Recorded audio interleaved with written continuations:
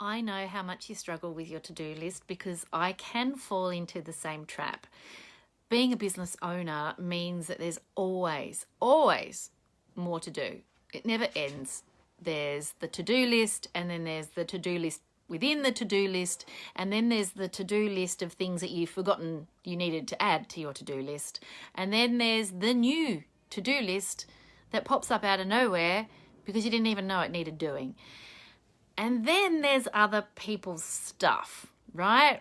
If you've got a team who are needing your support and needing your help and needing your advice and needing your signature on something, they're always going to need to interrupt your train of thought. And that's important that they can do that. It's important that they feel able to do that. But you also need to put some boundaries in place around how often you're available for that to happen. So I've talked before about CEO time. I've talked about CEO mindset. But there's a really important thing, practical thing that I really want you to do. And if you don't do it, I'll get cross. So here's what I want you to do. I want you to spend some time. It doesn't need to be a lot of time every day for the next week. Just 1 week. 1 week. I just want you to find a little minute of time to think about all the things that you've done. I want you to try to document in 15-minute blocks, if you can, what you've achieved. Not just what you've achieved, but what you've been doing with your time each day. So imagine that you're working to billable hours. We all are, right? Imagine that your time is billable in 15-minute increments. What is your time being billed to at each 15 minutes of the day? Is it being billed to using social media? Is it being billed to answering emails? Is it being billed to signing paperwork for your admin staff? Is it being billed to chasing bills? Is it being, what's your time being allocated to?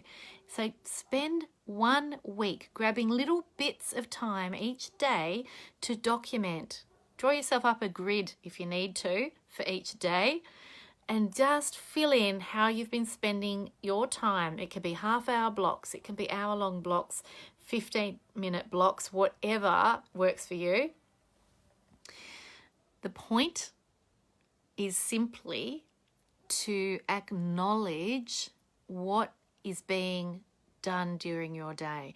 Now, some of that stuff will be a great big fat win. Like, you'll surprise yourself with some of the things that you've actually been achieving that you had overlooked or had sort of not really acknowledged for yourself. But some of that time is going to be a little bit of a whoopsie. Look how much time I spent on Facebook. Sorry, not sorry. I want you to be a fully conscious consumer of your own time, a fully empowered driver of your own time. That doesn't mean you have to be super duper structured every minute of every day, but you need to know what's interfering with your capacity to meet your to-do list. You need to be aware, consciously aware, when you're doing something that's not on your to-do list. You need to be able to pause and say, actually, is this serving me today? Or is this serving me this morning? Is this serving me this hour? Do I need to be doing this at all? Or do I choose to do it? And it's okay. As long as it's a conscious choice to do something not on your to-do list, that's fine. But I want you being aware. It's only through awareness of how you're spending your time that you can make conscious decisions around doing things differently, right? That's the point. The point is to empower you to use your time in a way that you choose. So if you've got that big fat to-do list and you really, really get cross each night that it's not getting finished, how are you going to overcome that if you don't know what you've actually spent your time on, right? It's really important that you do something like this to give yourself some knowledge of what's going on with your time, hour by hour, 15 minutes by 15 minutes if need be. I want you to think about when you've completed this week-long task, have a think about not only do I need to do this, have a think about, do I need to do this? Is it a task that, yes, needs to be done, but does it need to be me that's doing it? And by me, I mean you.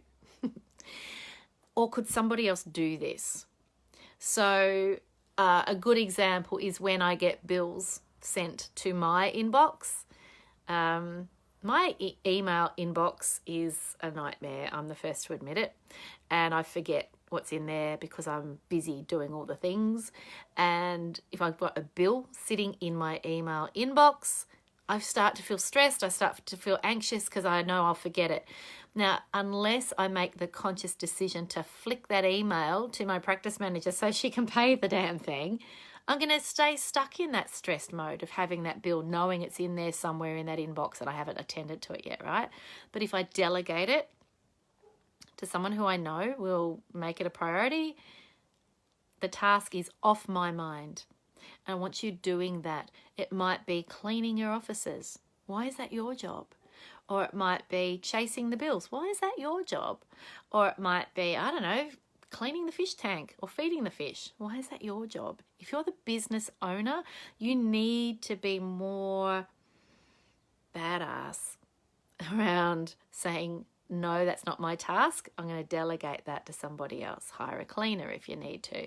Hire an admin person if you need to. Get a virtual assistant if you need to. Get an intern to help you with your caseload or your client load. You know, just delegate the stuff that doesn't serve your role as the owner of your business. But in order to do that, you need to do the first task first, which is being an informed consumer of your own time.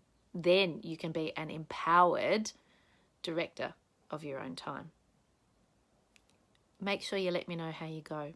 Really interested to see you succeed at this task. Take care.